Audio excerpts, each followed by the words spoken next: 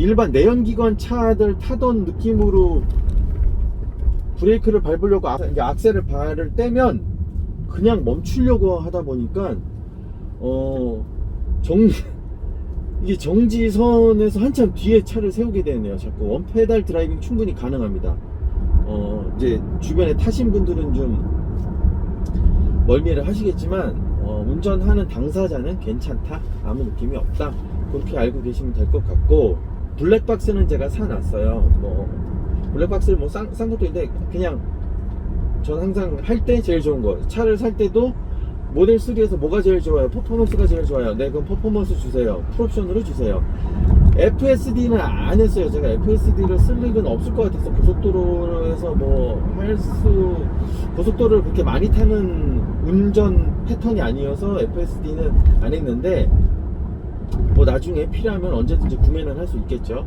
근데 이제 그거는 안 하고 그냥 오토파일럿만으로도 충분히 제가 생활하는 패턴 내에서는 가능할 것 같아서 일단 그것만 했어요. 필요하면 나중에 사면 되고, 한국에 만약에 구독 서비스가 개설이 된다 그러면 구독 서비스로 한 달 정도 타보고 정말 나한테 필요한 기능이고 맞는 기능이다 하면은 이제 그때 구매를 할 예정입니다.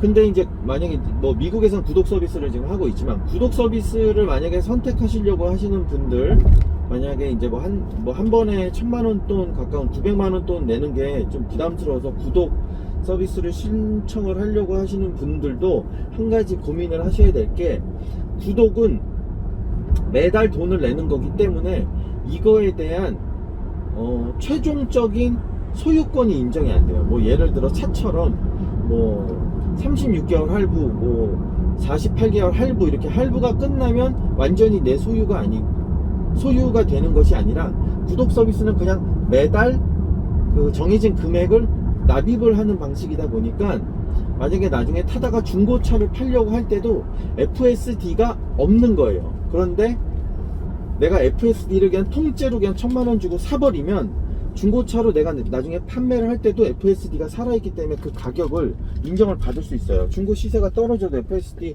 자체가 있는 것만으로도 그만한 1000만원어치의 가치가 있는 거라서, 그만큼의 시세에 인정을 받을 수 있지만, 구독 서비스를 예를 들어 20만원씩 1년이면 240만원인데 한 3년 썼어. 그럼 벌써 한 600~700만원 썼는데, 중고차로 팔 때는 그 600~700만원 옵션 가격으로 쓴 거에 대한 거는 인정을 못 받는다.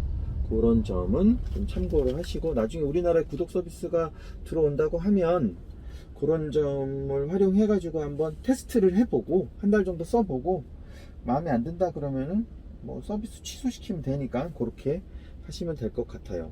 여기에 그 핸드폰 충전 패드가 있는데, 지금 제가 영상 촬영을 핸드폰으로 하고 있어 가지고 요거는 충전이 잘 되는지 확인을 못 한다는 점, 그 점은 좀 참고해 주시면 감사하겠습니다. 지금 에어컨도 에어컨인데, 제 이제 차량이 실내에 있다가 실내에서 인도를 받았을 때는 처음에는 이제 에어컨이 실내에서 작동하는 그 느낌이니까, 주변 열이 없는 상태에서 작동을 하니까 에어컨이 좀 춥게 느껴졌는데, 밖에 나와서 지금 이 어항 같은 차를 몰고 다니면서 운행을 하니까 더워요. 금방 더워요. 그리고 아시다시피 이 통풍 시트가 없잖아요. 저는 통풍 시트 성애자인데, 통풍 시트 없는 거는 확실히 디메리트다. 그렇다고 해서 싸제로 장착할 생각은 없습니다. 차는 순정이 최고입니다. 순정 상태가 최고이기 때문에 어떠한 옵션, 어떠한 조잡한 액세서리 안 할 거예요. 그냥 요대로 탈 겁니다. 단지 블랙박스는 얘기가 하도 많아서, 그리고 이제 그 소리가 녹음이 안 된다는 점, 그런 것 때문에 그냥 블랙박스만 장착을 할 거고, 아직까지 이 동그라미가 아직 다 완성이 안 돼서 주변을 인식을 하지는 못하는 것 같아요. 그리고 하나 좋은 거는 오토홀드, 그러니까 국산차나 웬만한 수입차들 중에는 오토홀드 있죠. 스탑앤고 오토홀드. 멈추면은 차가 멈추어서 정차해 있으면 엑셀레이터에서 발을 떼도 차가 그냥 혼자 이렇게 스물스물 기어가는 그게 없는데, 이제 스물스물 기어가도록 하지 못하게 이제 막는 기능이 있는데, 그거는 얘는 그냥 이 자체가 차가 그냥 운행을 멈추면 페달에서 발을 떼어도 악셀을 다시 전개하기 전까지는 차가 그냥 원페달 드라이빙처럼 그냥 멈춰 있으니까 괜찮은 것 같아요. 한 30km에서 제가 여기서 악셀 떼었는데 채 10m도 못 가서 멈춰요, 차가. 네, 이거 T맵 쓰시는 분들은 점수 엄청 깎일 것 같아요. 제가 보험 가입을 할 때 T맵 안전운전 점수 할인을 받아서 보험료를 그나마 조금 뭐 10% 이상 또 DC를 받았는데, 보험 가입하실 때 이 T맵은 카운팅하는 점수의 체계가 급가속, 급정거, 과속운전 요 3개를 위주로 점수를 매겨요. 근데 회생제동 시스템 자체의 담력이 악셀에서 발을 띄면 급정거하는 느낌으로 차가 저속에서는 멈춰요. 그 T맵에서 점수 평가할 때 급정거, 급가속의 기준이 1초에 속도의 변화가 10km가 나면은 급가속이에요. 정지 상태에서 10km, 시속 10km까지 1초 만에 부악 하고서는 가속을 했다 그럼 급가속, 급정거도 끼익 하고 서가지고 1초 만에 10km 이상 속도가 줄었다 그러면은 급정거, 그리고 평균 이제 뭐 예를 들어 지금은 50km 도로인데 이런 도로에서 15km 이상 속도를 초과해서 과속을 했다 그러면 65km, 70km 시내에서 조금 뚫렸을 때 잠깐 뭐 70km, 80km 이렇게 달리는 사람들도 있잖아요. 물론 저도 그런 때 있습니다. 그런 경우 과속으로 평가를 받는다, 그래서 점수가 깎인다 이렇게 보셔야 되는데, 얘 회생제동의 담력 자체가 그 정도로 속도를 좀 떨어뜨린다는 점, 그것도 좀 참고를 해서 알고 계시면 될 것 같아요. 차 출고해서 그냥 몰고 가는 것 치고는 크게 뭐 부담스럽거나 차 폭이 그렇게 크지 않아요. 큰 차가 아니에요.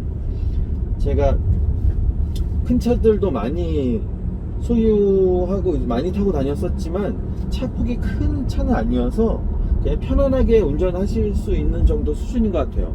뭐 제가 뭐 재원을 다 외우고 있는 건 아니지만 느낌상 뭐 아반떼 정도 수준인 것 같아요. 근데 물론 이게 전기차다 보니까 아반떼보다는 뭐 실내가 넓겠죠. 근데 뭐 국산차가 실내 뽑기로는 뭐 전 세계 최고니까 국산차만큼 실내를 뽑는 차들은 없으니까 그거는 조금 뭐 감안을 한다고 보면 어쨌든 실내 공간 거주성이 그렇게 불편하다는 느낌은 없는데, 확실히 이 통풍 시트 없어서 등이 더워지기 시작하는 거는 벌써 시작된 것 같아요.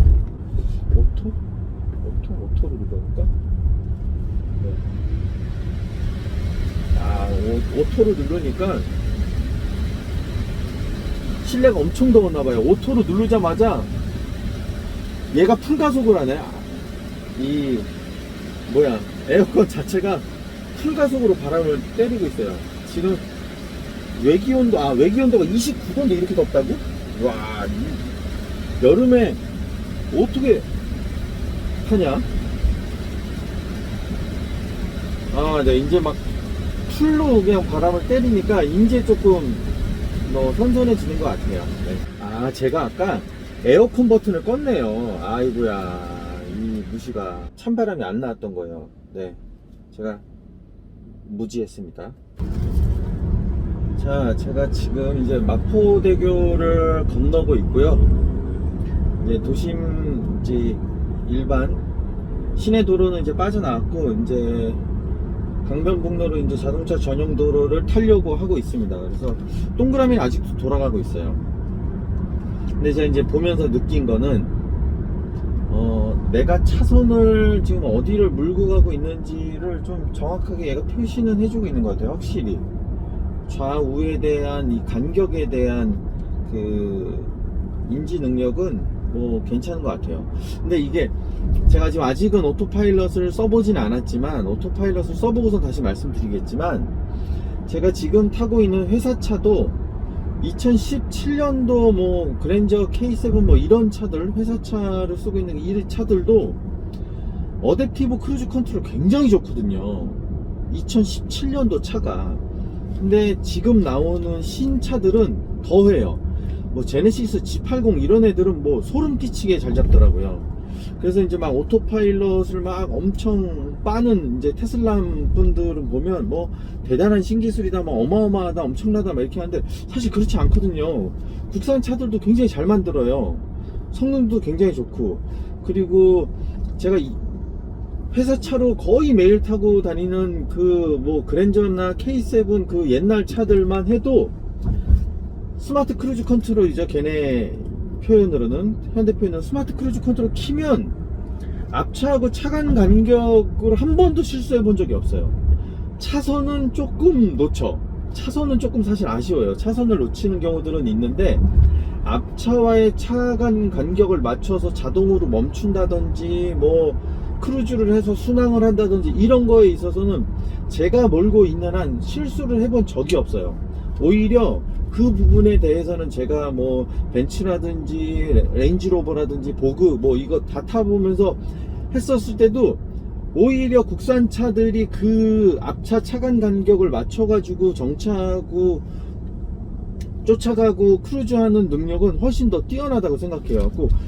사실 그런 것을 느낄 때마다 이게 저는 굉장히 수입차를 굉장히 좋아하는 성향이었어요. 국산차 타면 야 타다가 죽으려면 국산차 타야지, 약간 그런 주의였거든요. 왜냐면 뭐 철판도 좀 얇네. 왜냐면 이게 차 두들겨 보면 왜 수입차들은 약간 두들기면 이렇게 뭔가 꽝꽝꽝 하는 느낌이 드는 반면에 국산차들은 두들기면 막 탱탱탱 하고 속이 좀 빈 느낌도 있고 문짝도 좀 가볍고 뭐 이런 느낌이 있어서 그거를 조금 사고 나면은 너무 강성이 약하겠다라는 생각이 있어서 이제 그런 생각을 가졌었는데, 요즘은 국산차를 탈 때마다 이 돈 주고는 같은 가격급에서 수입차를 타느니 이 돈 주고 차라리 국산차를 타겠다라는 생각이 들 정도로 국산차에 대한 인식이 저도 되게 많이 바뀐 것 같아요. 사실 테슬라 이 퍼포먼스를 샀지만, 모델3 퍼포먼스를 샀지만 저는 진짜 사고 싶은 차는 EV6였어요. 근데 EV6를 왜 안 사고 얘를 샀냐면 사연이 있어요. 비트 360이라고 압구정에 있는 기아 그 전시장이 있어요. 굉장히 잘 해놓은, 카페처럼 해놓은 굉장히 멋있는 전시장인데 EV6 전시차가 나와서 보러 갔어요. 보러 가서 뭐 구매에 대한 거 상담받고 이렇게 하는데 그 매장에 있는 아무도 EV6 중에 현재 나온 것 중에 GT라인이 제일 좋은 거잖아요. GT라인이 보조금을 100% 받는 차인지 6천만원이 넘어서 50%만 받는 차인지를 아무도 모르는 거예요. 그 안에 기아 직원이 열 몇 명이 있는데 물어봐도 인포메이션에 있는 여직원, 뭐 중간에 이렇게 안내하는 여직원들, 그 딜러, 뭐 자동차를 설명해주는 사람, 날더러 서울시에 물어보래. 서울시에 물어보셔야 돼요. 저희 잘 몰라요. 아니 당신들이 파는 거잖아. 당신들이 파는 건데 보조금이 100% 받는지 50% 받는지를 모른다 그러면은 소비자가 뭐를 기준으로 사겠어요. 롱레인지는 100% 지급받는 게 맞아. 근데 GT라인을 살려 그러면 GT라인은 모르겠대. 아무도 모른다는 거야. 그래갖고 거기에서 너무 짜증이 나는 거예요. 아니 지네가 파는 차를 지네가 모른다? 날더러 서울시에 물어봐라? 이래서 딜러가 필요 없는 거예요. 제 생각은. 차라리 제가 알아보고서는 그러니까 테슬라를 사는 사람들은 다 그렇잖아요. 누구의 설명이 아니라 유튜브라든지 인터넷이라든지 이런 정보를 내가 취합해서 저 차 타고 싶다, 사고 싶다 해서 사는 거지, 딜러가 뭐 기능이 뭐고 설명하는 게 아무것도 없잖아요. 내가 요번에 다시 한번 느꼈어. 딜러가 정말 필요 없구나. 왜냐면 제가 이 차를 사면서도 캐피탈, 금융, 카드사는 어떤 이유를 쓰고, 은행에서는 어떤 이유를 쓰고, 캐피탈은 어떤 이유를 쓰고, 뭐가 더 유리한지 내가 따져봤고, 차는 이미 차에 대한 거는 정보는 내가 이미 다 알고 있고, 그나마 다행히 청담동에 매장이 있으니까 거기 가서 차가 어떻게 생겼는지 한번 만져는 보고 앉아볼 수 있다는 거, 요거 하나 한 거 외에는 그 청담 매장에 있으신 그 어드바이저 분들도 판매를 하려고 하는 게 아니라 그냥 차량에 대한 설명, 어떤 장단점이 있다, 이런 거에 대한 시승 예약, 이런 것들을 해주시는 분들이라 굉장히 편하고 자유롭게 이렇게 할 수 있는데, 제가 요번에 기아 EV6를 원래는 EV6 사러 갔다가 테슬라를 사게 된 거예요. 모르는 거야. 모르니까 이거 무슨 퍼포먼스는 50% 지급 대상인 걸 알았고, 그럼 50% 지급 대상으로 그냥 제일 좋은 걸 사느냐, 아니면은 만약에 100% 지급받는 거면 EV6 GT 라인도 나쁘지 않다 생각을 해서, 왜냐면 EV6는 진짜 차처럼 돼 있잖아요. 일반 내연기관 차처럼 통풍 시트도 있고 물리 버튼도 있고 시스템도 잘 돼 있고 충전 인프라도 훨씬 국산차니까 잘 갖춰져 있고 EP2도 있고 고속도로에도 충전 시설이 있는데, 테슬라는 아직 고속도로에 충전 시설이 없다 보니까 그 부분에 대해서 잠깐 멈칫했어요. 근데 한국에서 한국 소비자들이 굉장히 호구짓을 하고 있는 것 중에 하나가, 자꾸 기준을 전기차 사가지고 한 번 충전에 부산 갈 수 있어? 라는 걸로, 부산을 못 간다 그러면 전기차 취급을 안 해요. 저는 뭐 볼트 같은 거, 쉐보레 볼트 옛날에 처음 나왔을 때 키로수 좀 짧았을 때나 뭐 BMW i3 같은 거 처음에 뭐 한 200km 뭐 이렇게 간다 그랬을 때 차 취급도 안 해요. 장난감 취급해요. 아니, 살면서 차 타고 부산을 몇 번이나 간다고 부산 타령을 이렇게 하는지 저는 이해가 안 되는 거예요. 그래서 그냥 산 거예요, 전기차를. 물론 충전 인프라도 부족하고 불편한 점도 분명히 많을 거예요. 사실 전기차를 사면 안 돼. 제가 말씀드리지만 전기차를 지금 사면 안 돼요. 생각을 해보세요. 전기차 사는 사람들의 논리는 이거야. 유지비가 안 든다. 물론 전기차 유지비 안 들어요. 1년에 자동차세를 13만원인가 낸다 그러더라고요. 그리고 기름 유류비가 안 드니까 전기료로 한 달에 뭐 한 10만원 남짓 쓴다 그래요. 그러면 자동차세 안 내, 뭐 거의 안 내, 유류비 거의 안 들어, 그런 정도, 뭐 무슨 뭐 통행료 할인 뭐 이런 건 빼고요. 그렇다라고 하면, 자, 한 7천만원, 뭐 이렇게 7천 몇백만원, 7천만원 주고 살 수 있는 차 제네시스예요. 그러면 제네시스로 예를 들어서 제네시스 G80을 사, 휘발유 차를 뭐 3.5도 사겠죠.